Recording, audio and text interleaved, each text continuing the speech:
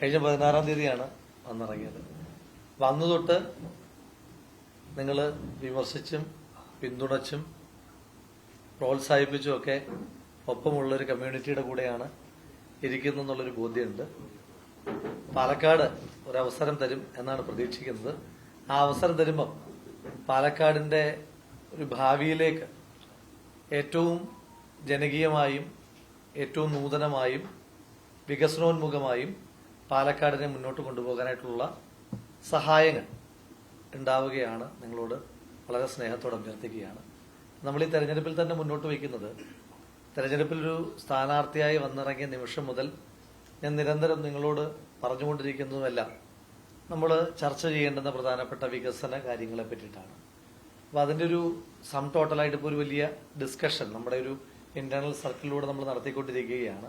അതിനും നിങ്ങളുടെ പിന്തുണ വേണം.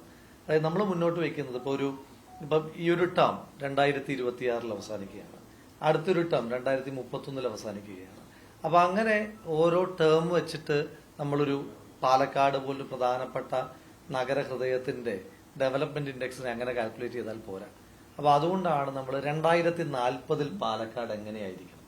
അപ്പോൾ ഇപ്പൊ എനിക്കൊരു അവസരം കിട്ടിയാൽ 2040 വരെ ഞാനായിരിക്കുമെന്ന് പറയുന്നതിനകത്ത് അത് ജനങ്ങളോടുള്ളൊരു വെല്ലുവിളിയാണ്. അങ്ങനെ ഞാൻ പറയുന്നില്ല. പക്ഷെ 2040 പാലക്കാട് എങ്ങനെയായിരിക്കണം, ഇപ്പൊ ലോകത്തിന്റെ ഒരു ഭൂപടത്തിൽ അല്ലെങ്കിൽ ഇന്ത്യയുടെ ഭൂപടത്തിൽ പാലക്കാടിനെ എങ്ങനെ അടയാളപ്പെടുത്താനാണ് പാലക്കാടുകാർ ആഗ്രഹിക്കുന്നത് എന്നൊരു തുറന്ന ചർച്ച, ഒരു തുറന്ന സംവാദം നമ്മൾ മുന്നോട്ട് വെച്ചിട്ടുണ്ട്. വളരെ പോസിറ്റീവായിട്ടുള്ള റെസ്പോൺസ് സമൂഹ മാധ്യമങ്ങളിലൂടെയാണ് നമ്മളിത് മുന്നോട്ട് വെച്ചിരിക്കുന്നത്. സമൂഹ മാധ്യമങ്ങളിലൂടെ തന്നെ വളരെ പോസിറ്റീവായിട്ടുള്ള റെസ്പോൺസാണ് അതിന് ലഭിച്ചുകൊണ്ടിരിക്കുന്നത്. കാരണം വളരെ നൂതനമായിട്ടുള്ള ആശയങ്ങൾ, അതൊക്കെ ഇന്നിട്ട് നിങ്ങളുടെ ചോദ്യങ്ങൾക്കുള്ള മറുപടിയായിട്ടും ഉപചോദ്യങ്ങൾക്കുള്ള മറുപടിയായിട്ടും ഒക്കെ പറഞ്ഞു പോകാമെന്നാണ് വിചാരിക്കുന്നത്. അപ്പം നമ്മൾ ചിന്തിച്ചിട്ടില്ലാത്ത തലത്തിൽ ഇപ്പം ഒരാളൊരു നിയമസഭാ സാമാജികനാകുന്നു. അയാളുടെ കണ്ണിലൂടെ പാലക്കാടിനെ മൊത്തത്തിലങ്ങ് കാണാൻ തീരുമാനിക്കാതെ പാലക്കാടിന്റെ മൊത്തത്തിലുള്ളൊരു കണ്ണിലൂടെ കണ്ട് അതിനെ നടപ്പാക്കുന്ന ഒരു നോഡൽ ഏജന്റ് മാത്രമായി ഒരു നിയമസഭാ സാമാജികൻ മാറണം എന്നുള്ളൊരു കോൺസെപ്റ്റാണ് ഞാൻ മുന്നോട്ട് വയ്ക്കാനായിട്ട് ആഗ്രഹിക്കുന്നത്. മറ്റേതെന്ന് പറഞ്ഞാൽ ചിന്തകൾ വളരെ അല്ലെങ്കിൽ ആശയങ്ങൾ വളരെ ഇടുങ്ങിയതായി പോകും. അപ്പൊ അത്തരത്തിലുള്ളൊരു പദ്ധതിയൊക്കെ മുന്നോട്ട് വെച്ചിട്ടുണ്ട്. അപ്പൊ അതടക്കമുള്ള കാര്യങ്ങൾക്ക് നിങ്ങളുടെ എല്ലാവിധമായ പോസിറ്റീവായിട്ടുള്ള പിന്തുണയും ഉണ്ടാകണം, വീഴ്ചകൾക്ക് കൃത്യമായിട്ടുള്ള വിമർശനങ്ങൾ ഉണ്ടാകണം എന്ന് മാത്രം ആമുഖമായിട്ട് അഭ്യർത്ഥിക്കുകയാണ്. ചെറിയ ചടങ്ങ് വിട്ടുപോയി.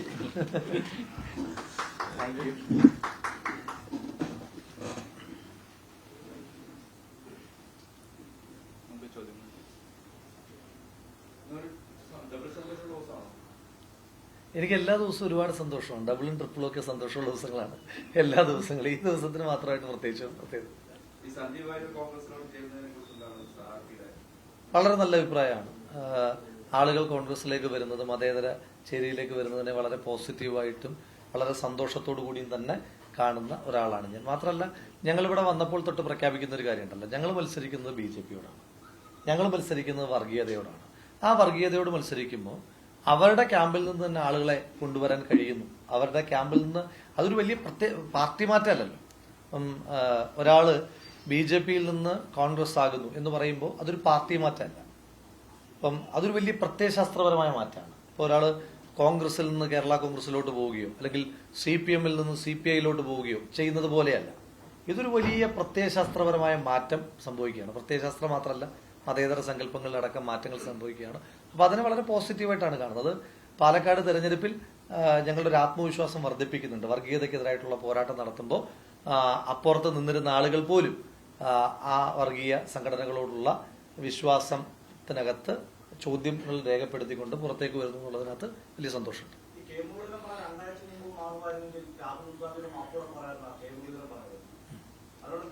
അത് ശ്രീ K മുരളീധരന്റെ അഭിപ്രായമാണല്ലോ. ശ്രീ K മുരളീധരന്റെ അഭിപ്രായത്തെ, അദ്ദേഹത്തിന്റെ അഭിപ്രായം പറയാനുള്ള സ്വാതന്ത്ര്യത്തെ ബഹുമാനിക്കുന്നു. അദ്ദേഹത്തിന്റെ അഭിപ്രായത്തോട് ഞാൻ ബഹുമാനിക്കുന്നു.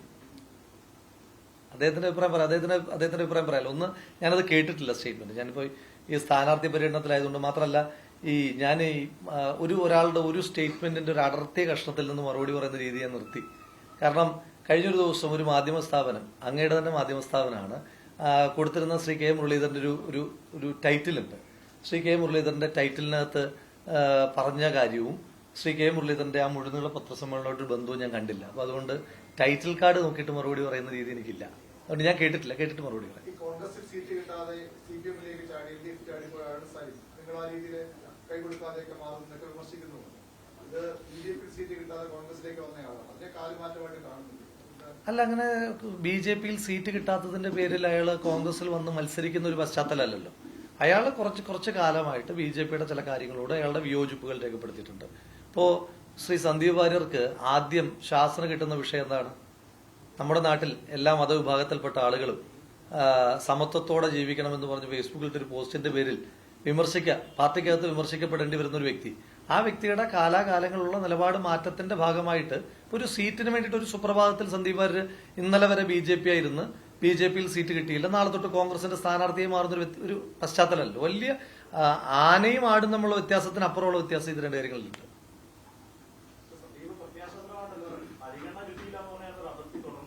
അല്ല, അതിനു മുന്നേ അദ്ദേഹം പറയുന്നുണ്ടല്ലോ, അദ്ദേഹത്തിന്റെ കൺസേൺസ് പറയുന്നുണ്ടല്ലോ. അല്ല, അതിൽ നിന്ന് അദ്ദേഹം മാറിയിട്ടാണല്ലോ ഒരു മതേതര പ്രസ്ഥാനത്തിലേക്ക് വരുന്നത്. അപ്പം അങ്ങ് ആഗ്രഹിക്കുന്നത് എന്താണ്? ഒരാള് RSS-ൽ നിൽക്കുന്നു, അവർ RSS-ൽ തന്നെ തുടരട്ടെ എന്നൊരു നിലപാടാണോ അങ്ങേക്കുള്ളത്? എനിക്കങ്ങനെയല്ല. ഒരാൾ RSS പോലൊരു സംഘടനയിലാണ് പ്രവർത്തിക്കുന്നതെങ്കിൽ അവരിനി അക്കാലഘട്ടത്തിൽ എന്ത് നിലപാടെടുത്താലും അത് മാറി അവര് ആ നിലപാടിൽ തന്നെ തുടർന്ന് അതിനകത്ത് ഏറ്റവും ഡേഞ്ചറസ് പൊസിഷനിലേക്ക് പോകണമെന്നാണ് നമ്മൾ ആഗ്രഹിക്കേണ്ടത്. നമ്മളൊരു സെക്യുലർ കമ്മ്യൂണിറ്റി അല്ലേ. നമ്മൾ ആഗ്രഹിക്കേണ്ടത് എന്താണ്? അവരതെല്ലാം വെടിഞ്ഞ് എന്ത് വേണം? സെക്യുലർ ആകണം. അതാണ് നമ്മുടെ ആഗ്രഹം. ശ്രീ OK വാസു മുൻകാലങ്ങളിൽ എടുത്തിട്ടുള്ള നിലപാടുകൾ അങ്ങേക്ക് നല്ല ബോധ്യമുള്ള ആളാണല്ലോ. ശ്രീ OK വാസു ആ നിലപാടുകളെല്ലാം വിട്ട് CPM ആയപ്പോൾ നമ്മൾ ആരെങ്കിലും വിമർശിച്ചോ? ഇല്ല. ഇനി മാത്രമല്ല, സന്ദീപ് വാര്യരെ പറ്റി ഈ ജില്ലയിൽ ആദ്യം നല്ല അഭിപ്രായം പറഞ്ഞ ആള് ഞാൻ ബഹുമാനിക്കുന്ന ശ്രീ AK ബാലനാണ്. ശ്രീ AK ബാലനാണ് പറഞ്ഞത് നല്ല മനുഷ്യനാണ്, നല്ല ചെറുപ്പക്കാരനാണ്, പച്ചയായ മനുഷ്യനാണെന്നൊക്കെ പറഞ്ഞ് ശ്രീ AK ബാലന്റെ ഒരു സർട്ടിഫിക്കറ്റ് തന്നെ ശ്രീ സന്ദീപ് വാര്യർക്കുണ്ട്. അപ്പൊ അതുകൊണ്ട് അത്തരത്തിൽ എന്തെങ്കിലും ചോദ്യങ്ങൾക്ക് പ്രസക്തി ഉണ്ടെന്ന് ഞാൻ വിചാരിക്കുന്നില്ല. മാത്രമല്ല, ഞാൻ പറഞ്ഞല്ലോ, ഇനി കൂടുതൽ ആളുകൾ വരണം അല്ലേ? അവിടെ നിൽക്കാൻ പാടില്ല, കൂടുതൽ ആളുകൾ വരണം. നമ്മളിപ്പം വിചാരിക്കുന്ന RSS-ൽ നിൽക്കുന്ന വലിയ ആളുകളുണ്ടല്ലോ. RSS-ന്റെ സർസംഘചാലക് പോലും RSS വിട്ട് സെക്കുലർ ഫ്രെയിമിലേക്ക് വരുന്നതാണ് ഇന്ത്യയിലെ മതേതര സമൂഹം ആഗ്രഹിക്കേണ്ടത് അല്ലേ? അവിടെ തന്നെ നിൽക്കുന്നതിൽ എന്താ കാര്യമുള്ളത്? ഞാൻ പറഞ്ഞല്ലോ, മുൻകാലങ്ങളിലെ നിലപാടുകൾ, ആ നിലപാടുകളോടൊരു കാര്യത്തിൽ യോജിപ്പില്ലല്ലോ. ഉണ്ടോ? ആ നിലപാട് തിരുത്തണ്ടേ? എല്ലാ കാലത്തും അദ്ദേഹം അത് തന്നെ പറഞ്ഞുകൊണ്ടിരിക്കണോ? ആ നിലപാട് തിരുത്തി ഒരാൾ സെക്യുലർ ആകുമ്പോൾ നമ്മളതിനെ വളരെ പോസിറ്റീവായിട്ടല്ലേ കാണേണ്ടത് അല്ലേ? ഒരാളുടെ മുൻ നിലപാടുകൾ തിരുത്തി അയാൾ വരികയാണ്. അയാൾ എന്തെങ്കിലും ഒരു അവസരത്തിന് വേണ്ടിയിട്ട് വരികയല്ല, അയാള് നിയമസഭാ സീറ്റിന് വേണ്ടിയിട്ട് വരികയല്ല, അങ്ങനെ എന്തെങ്കിലും ഒരു പദവിക്ക് വേണ്ടിയിട്ട് വരികയല്ല. അയാളുടെ നിലപാട് നമ്മൾ വരുമ്പോൾ നമ്മൾ അതിനെ വളരെ പോസിറ്റീവായിട്ട് വേണം, നമ്മൾ അത് സ്വാഗതം ചെയ്യണം. രാജേഷ് പറയുന്നത് വർഗീയതയുടെ കാളികനെ കോൺഗ്രസ് കഴിച്ചിറങ്ങിയിട്ട് എന്നാണ്. അത് ശ്രീ AK ബാലനും MV ഗോവിന്ദനും ഒക്കെ ആയിട്ടുള്ള അദ്ദേഹത്തിന്റെ പുതിയ അഭിപ്രായ വ്യത്യാസത്തിന്റെ ഭാഗമായിട്ട് അവരെ വിമർശിച്ചതാണ്. ഈ ചോദ്യം എന്നോടല്ല, ശ്രീ AK ബാലനോടാണ് അങ്ങ് ചോദിക്കേണ്ടത്. കാരണം AK ബാലൻ പറഞ്ഞ നിലപാടുകൾക്ക് ഇപ്പോൾ പലപ്പോഴും ഘടകവിരുദ്ധമായിട്ടാണ് ശ്രീ MB രാജേഷ് സംസാരിച്ചുകൊണ്ടിരിക്കുന്നത്. അവരൊരു അളിയൻ പാർട്ടിയായിട്ട് അതിനെ കൊണ്ടു നടക്കുന്നതിനകത്ത് ശ്രീ AK ബാലൻ അടക്കമുള്ള ആളുകൾക്ക് വിമർശനമുണ്ട്. അപ്പൊ അവര് തമ്മിലുള്ള തർക്കം അതെന്നോട് ചോദിച്ചിട്ട് കാര്യമില്ല, ശ്രീ AK ബാലനോട് തന്നെ ചോദിക്കുക, അവർ തമ്മിലുള്ള അഭിപ്രായ വ്യത്യാസം.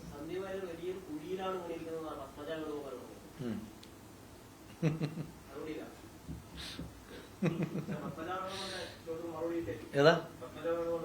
ഞാൻ ഏതൊരു പൊതുവായിട്ടുള്ള മറുപടിയാണ് പറഞ്ഞു, ഒറ്റ വാക്കിൽ. നമ്മൾ ഈ പത്രസമ്മേളനം മുഴുവൻ സന്ദീപ് വാര്യൽ ചുറ്റി നിർത്തണ്ട, പൊതുവായിട്ടുള്ള മറുപടിയാണ് പറഞ്ഞത്. അയാൾ മുൻകാലങ്ങളിൽ പ്രവർത്തിച്ചിട്ടുള്ള വർഗീയമായിട്ടുള്ള പ്രസ്ഥാനങ്ങളൊക്കെ വിട്ടിട്ട് അയാള് ഒരു പുരോഗമനപരമായ മതേതര സങ്കല്പത്തിലേക്ക് കടന്നു വരുന്നതിനെ നമ്മളെല്ലാവരും സ്വാഗതം ചെയ്യണം എന്നുള്ളതാണ് എന്റെ നിലപാട് ആ വിഷയത്തിനകത്ത്.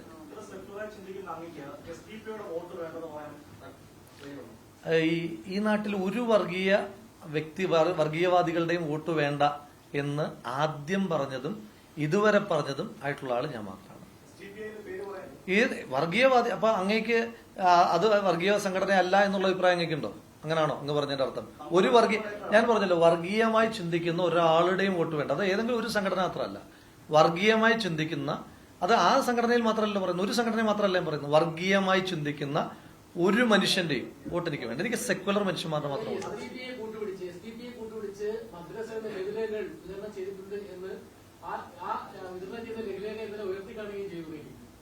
അങ്ങനെ അതായത് വർഗീയമായി ധ്രുവീകരണം ഉണ്ടാക്കുന്ന ലഘുലേഖ ആരെങ്കിലും വിതരണം ചെയ്തിട്ടുണ്ടെങ്കിൽ അത് ശ്രീ A റഹീം പത്രസമ്മേളനത്തിലല്ല ഉയർത്തി കാണിക്കണ്ടേ.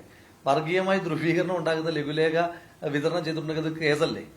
ഇവർക്ക് ഈ കേരള പോലീസിനെ ശ്രീ പിണറായി വിജയൻ ഇത്രയും വിലയില്ലാത്തത് എന്താണെന്ന് മനസ്സിലാവാത്തത്? ഇവർ പത്രസമ്മേളനത്തിൽ മാത്രമേ ഇത് ഉയർത്തി കാണിക്കുന്നത് അല്ലേ? എന്റെ മറ്റേ കള്ളപ്പണം എന്തായി? 10 ദിവസം മുമ്പ് പറഞ്ഞിട്ട് ഇതുവരെ കേരള പോലീസിലൊന്നും വന്നില്ലല്ലോ. ഇവർക്ക് ഈ എന്തായി?